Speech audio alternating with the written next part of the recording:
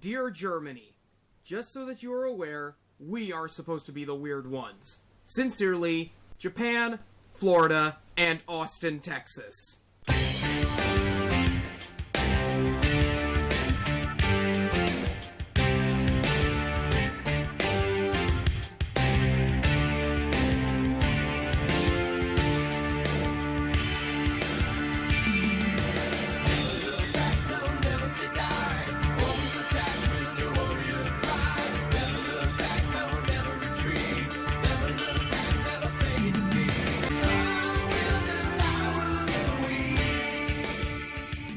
What is up, BattleBots fans? Hardcore Kid here with a very special edition of the Hardcore Podcast. It's not very special. Is it special? No. I consider every episode special.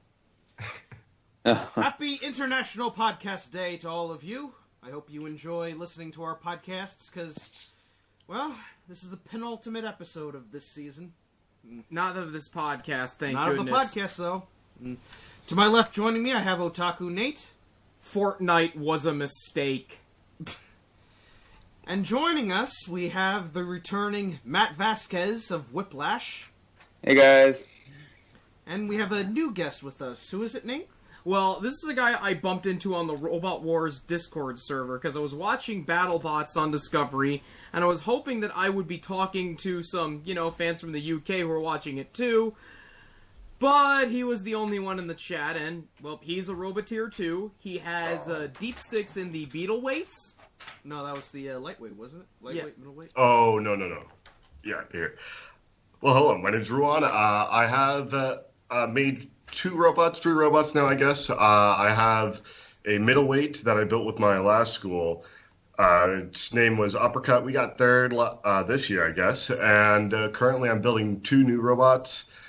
In the Beetle weights, 2 3-pounders. One's a cheap 6. It's like deep 6 from the lightweights, and then another Beetle weight that's just pretty much a drum spinner with a wedge, like any other robot. Nice.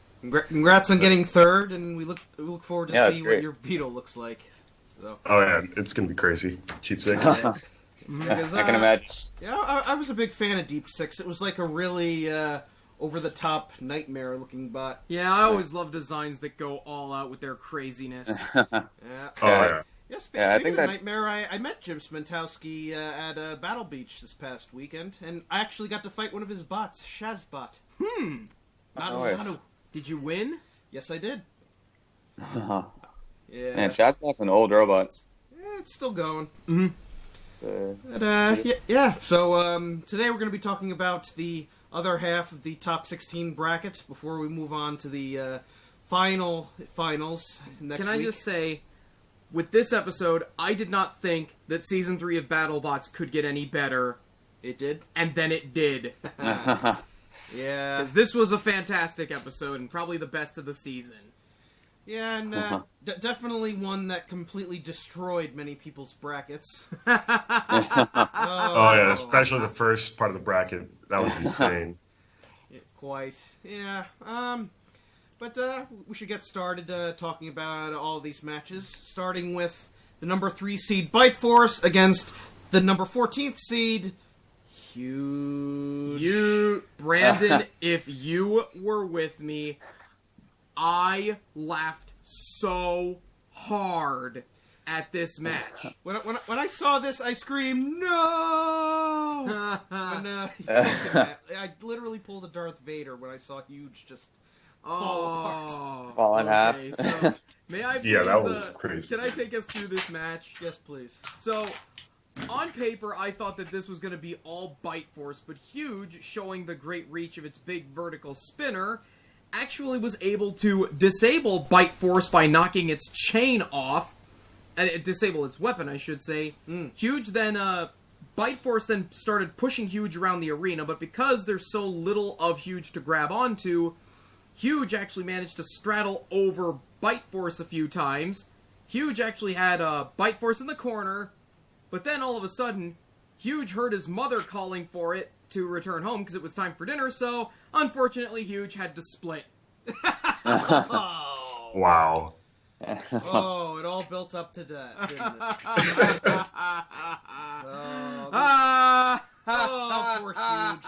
that. Right after that match with Ice Wave, I was hoping they would get it back together, and they did, but unfortunately, it wasn't strong enough to hold up. Yeah. That I mean, the central you'd- connector looks like a thin wire. Well, like I talked to somebody that actually got some pictures of that robot and like saw how it was made. Apparently, it's made with an 1.5 inch thick shaft holding the two robots together with a 1/2 inch bolt, like sandwiching it kind of in on either sides. That like, I'm surprised it didn't fall apart in any other fights really, because we had an inch thick shaft on our middleweight, and that was breaking left and right every other match. So I'm amazed that they stuck through it that long with that kind of build design. But yeah, it was just one bolt that ended up, splitting them in half. it's crazy. I mean, they were winning that fight too. I think they would have won. Yeah. Had that not. Oh yeah, no. They would have won for sure. That would have changed a lot. Yeah, I had Huge winning this fight easy because like small, medium vertical spinners, like they don't have a chance against Huge. Yeah, exactly. Because they can't protect the wheels. This is the worst possible fight for Bite Force. Like, he would have rather fought, I think, anyone than fight Huge. Because what can you do to him? It's like, I mean, it's very hard to get to the side of those wheels, especially if you're a vertical spinner. Well, as I've said, it's Huge's wheels are spoked, not solid, and because they're spoked, they have a lot less give to them than a solid wheel. As I'll say, watch Pulsar versus Gabriel or Gabriel versus Carbide. Yeah. But best part is, as soon as Huge splits in half, even though it's in half, it still has the receivers controlling each wheel. So essentially, it's a cluster bot, and I'm thinking, but it's showing translational movement technically. It's not. It's still working. It's not controlled movement. Yeah. I mean, both of the halves are just kind of going in a circle. I don't know if you could really count that. Oh yeah. Well, like it's the same thing that happened to what is it? Red Devil. Red Devil. Yeah. Oh, that was great. Yeah. So much brats have been split in half this season. It's unfortunate, and unfortunately, this is the end of Huge at least for this season. And for this season, the good news is that it has since been put together. It was on display up at the school, so that it's at. So hopefully, when they have a season 4, we'll get to see more Huge. But for sure, I am happy they made the top 16. It's hands down one of the coolest designs that BattleBots has seen in a while. And definitely showed what it can do, and I'm happy for him.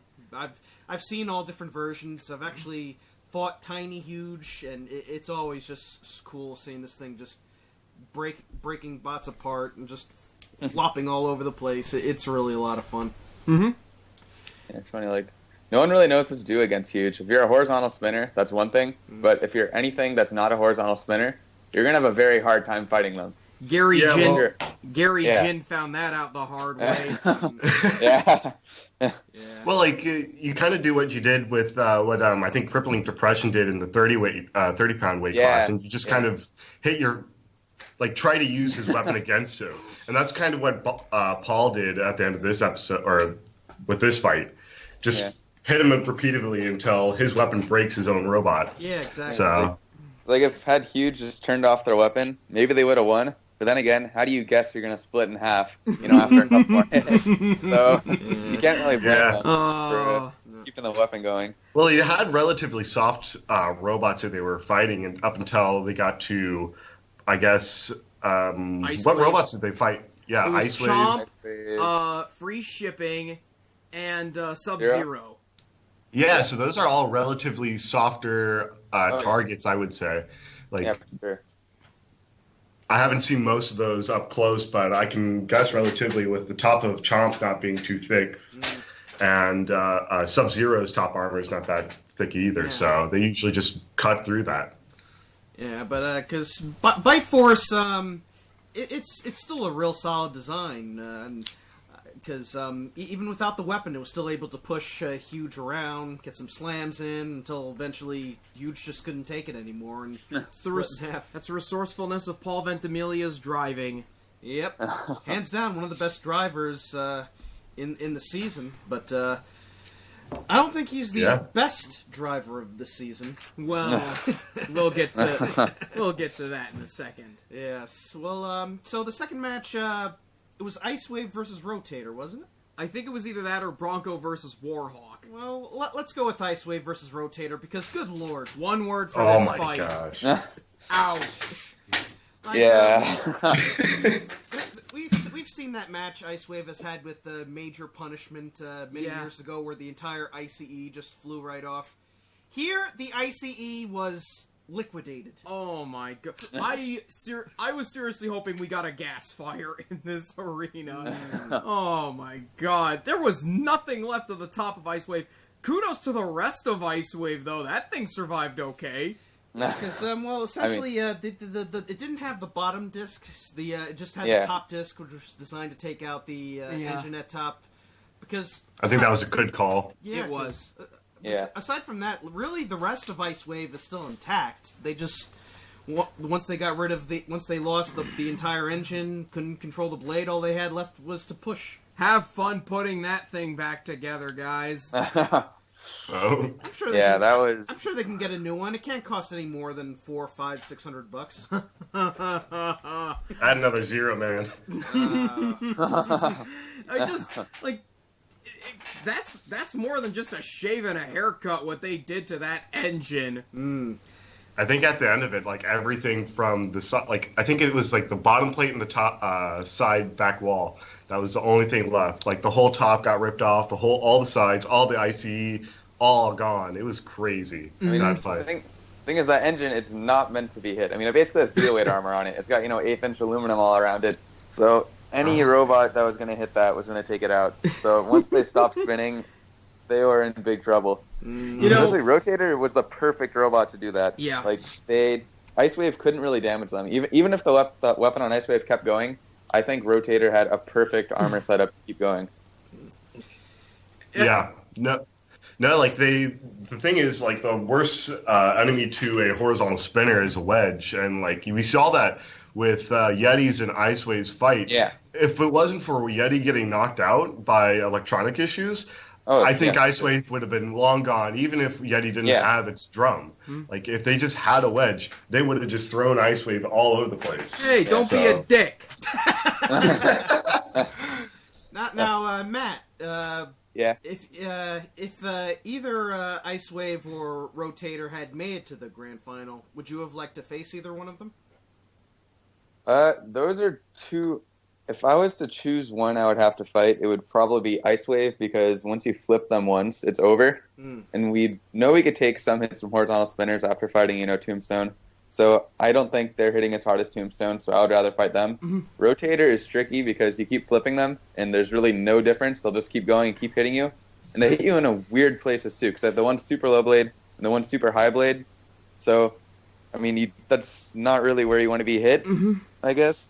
But, we fought Rotator once in the Rumble in Season 2, and we did, pretty well against them, given that we didn't really have any wedge or anything like that.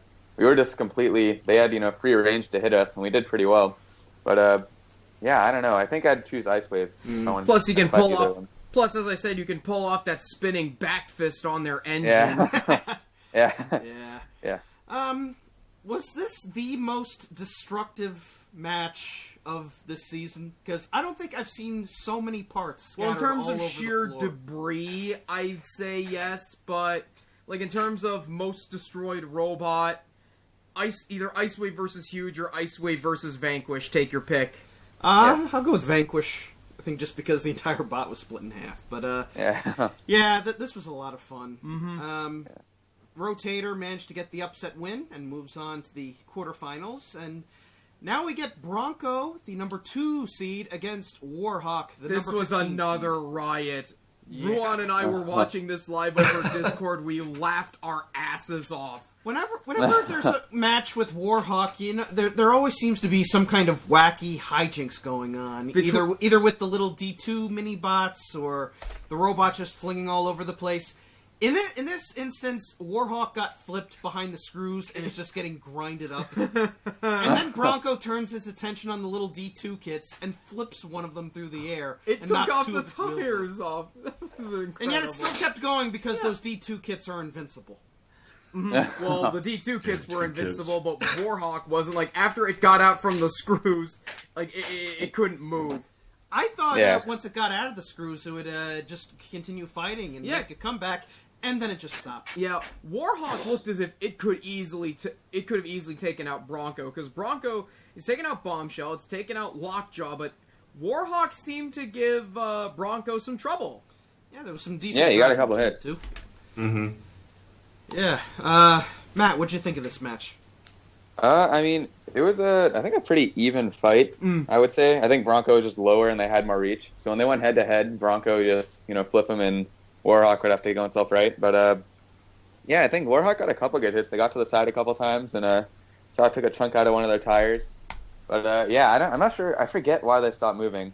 I remember they told me, but I don't remember. It was something like a radio issue or something. I don't know. Yeah, it was fun, but yeah. Ron, anything to say?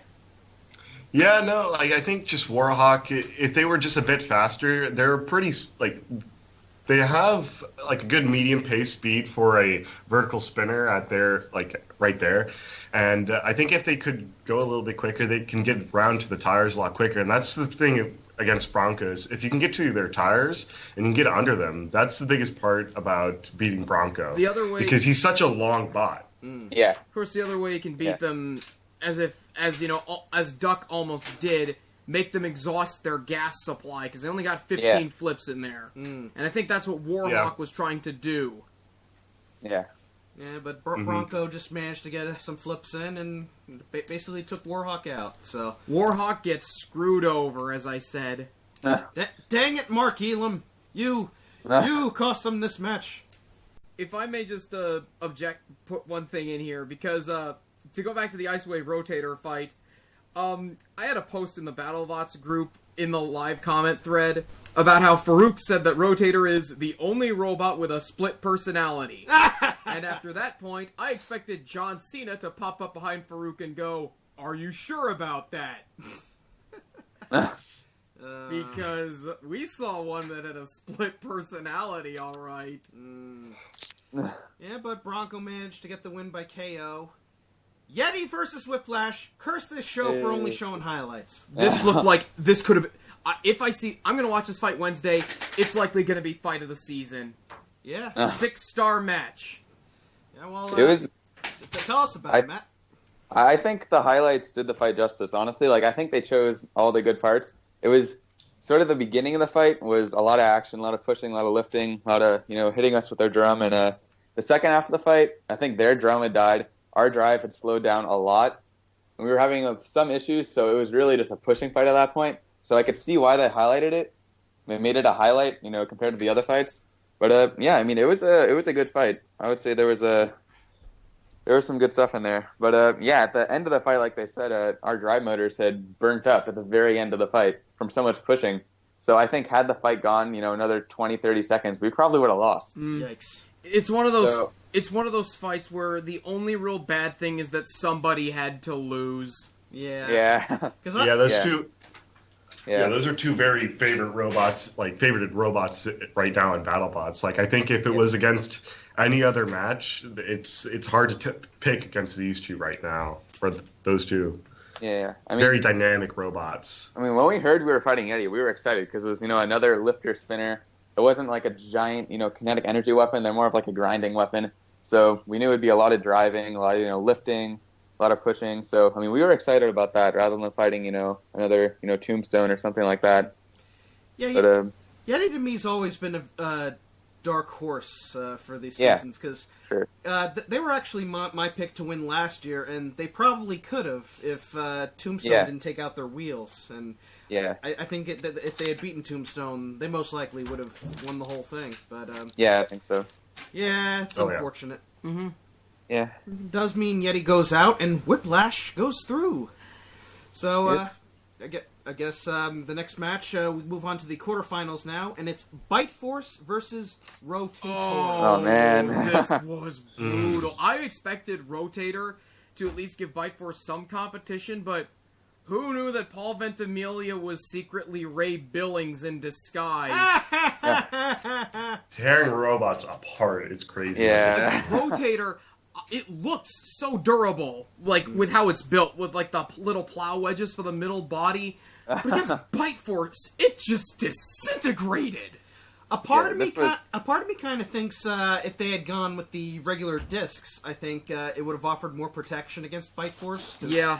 I know that they changed to the little bars because they didn't want the discs to bend. But the bars, Well, didn't really they have don't much want. reach. Well, with the bottom, the risk with the disc is that if they get bent, bent, it could possibly it's possible they could get beached. Yeah, that's true. Yeah, that's true. I don't know. I mean, the thing with the discs is that if Bite Force hits it where it's not the tooth, then Rotator has nothing. With the bar, they're going to hit tooth to tooth every time, which is what they want. They still didn't win those hits because Bite Force's weapon is much thicker than theirs. But, I mean, I think it was definitely the right decision to not use the disc for this fight. Well, yeah, the disc is made out of aluminum, so if Bite Force gets a hit on that, they're tearing the aluminum right out of that. Oh. They're Yeah. taking bites out of that. I mean, the thing. this was the ideal fight for Bite Force. I mean, it really was. And it, Paul was. it I don't think he was delivered, very worried at all. Rotator was unrecognizable by the end of this fight. Like, they tore off the side plates. They Yeah. tore off the wheels. Well, the thing is, like, it was if you look really at- good.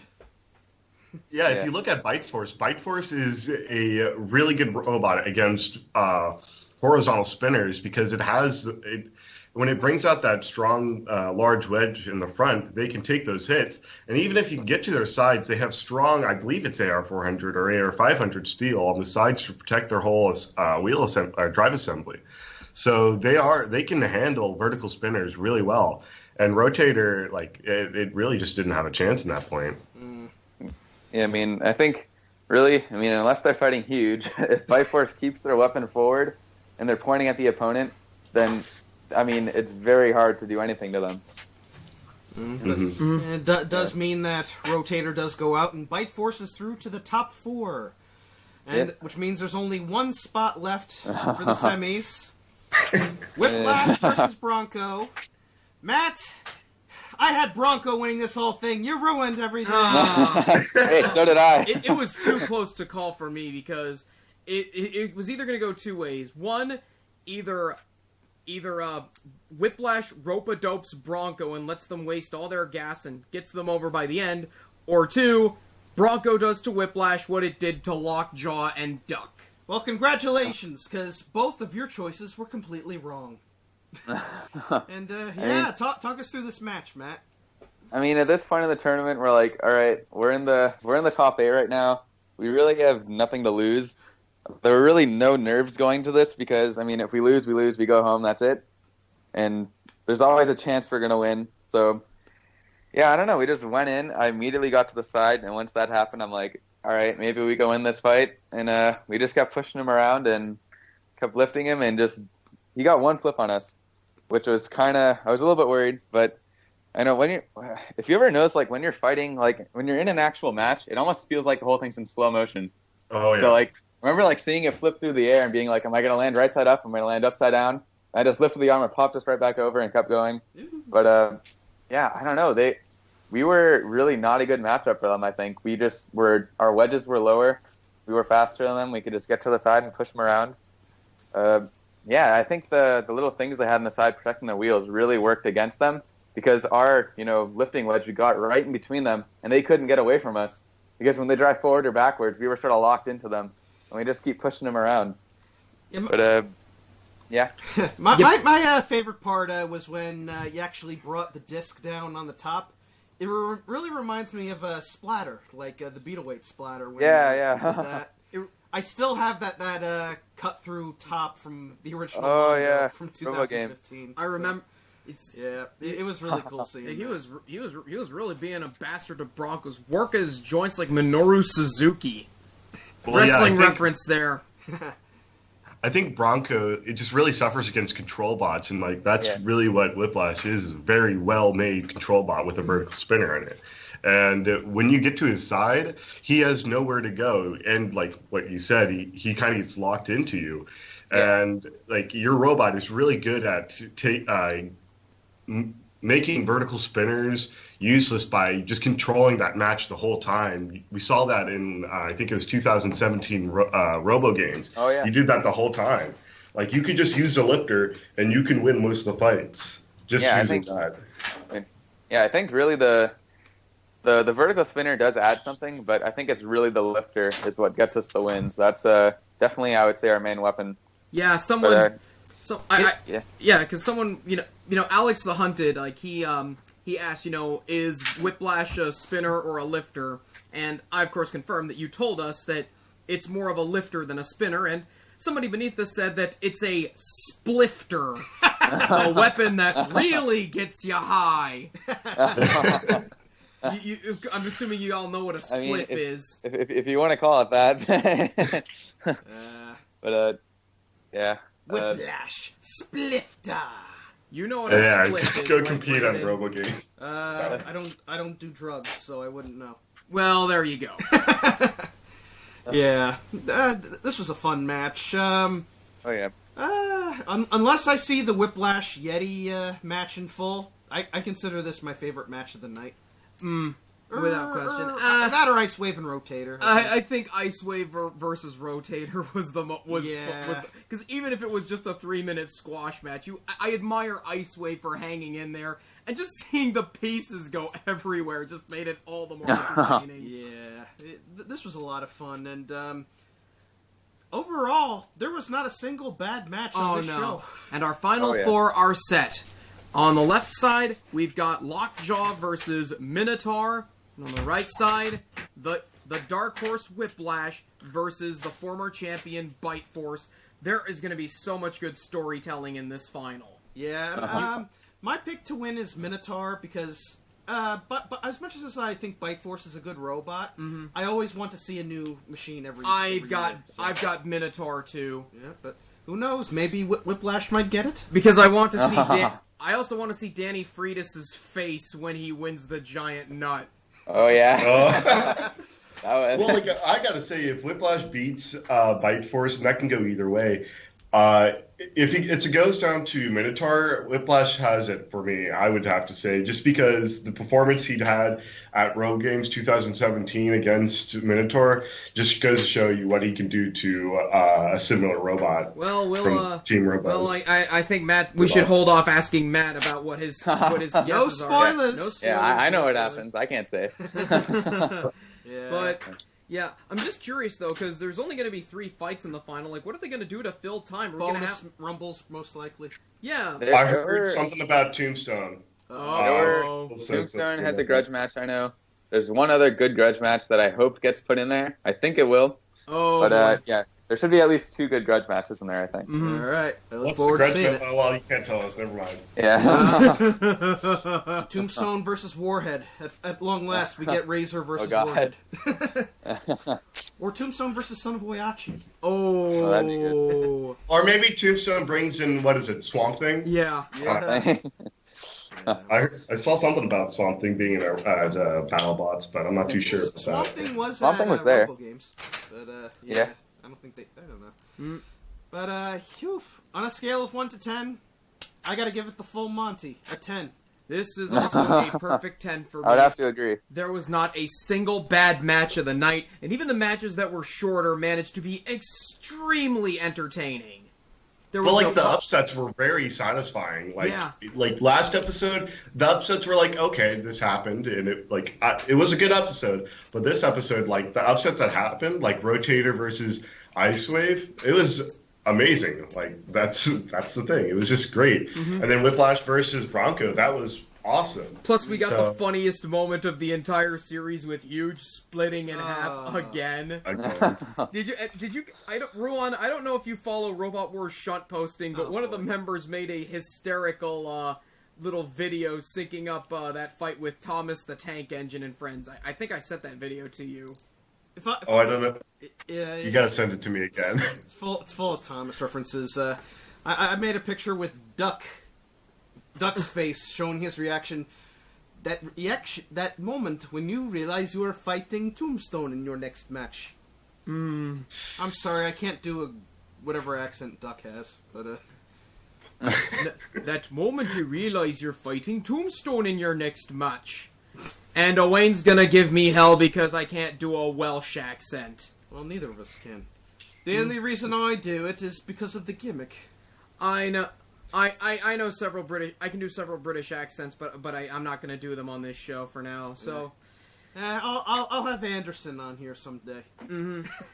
He probably will, because after we're done with BattleBots, we're going to be covering Robot Wars Extreme Warrior Season 2. And you're going to see the return of our favorite guest, Ed Robinson. Yeah. Well, he's my favorite guest. And hopefully we'll have guys like Brian Nave and, who else competed? Maybe, who else? Russ Barrow? He brought Chuck a robot. Pitzer. Chuck Pitzer. Jerome Miles. Oh, yeah, we'll see how it goes. So, about Hyperactive. Yeah. But, Dragon King. That pretty much covers this episode. We have one more episode left. I'm sad now. Yeah. I don't want this show to leave. I don't want to wait another 20 years for the next season. Yeah. Hey, hopefully it'll be back soon. Yeah. Hopefully. I think with how it's going, it's a matter of when, not if, for this team. Yeah, I think it's looking really good for another season. It's the best. I think it's rated the best for Discovery on Fridays. I don't know how it is compared to all the shows for Discovery. I know on Science Channel, I think it's the most popular show right now. I think it's doing really well on Discovery too. But I think Science Channel is really where it's like they're loving it. Mm. Yeah. You sure it's not Naked and Afraid? I don't know. Maybe it is. Yeah. Two sides of the spectrum, man. Yeah, for sure. Exactly. Yeah, so that pretty much covers the remainder of the top 8. So we got the top 4 next week. Matt, you're welcome to join us since you're going to be in that episode too. Yeah, we're trying to get some guys who are in the final on. Yeah. He tried to contact. No, don't. Okay, I'm not going to say anything. It's going to be a surprise. Mm-hmm. So we'll find out what happens. So. Yeah, it was good having you guys on. This was another really fun episode. This has been a great season so far. Mm-hmm. Yeah, really. Yeah. And we'll see how everybody does in the top 4. So until next time, I'm the Hardcore Kid. I'm Otaku Nate. Matt Vasquez.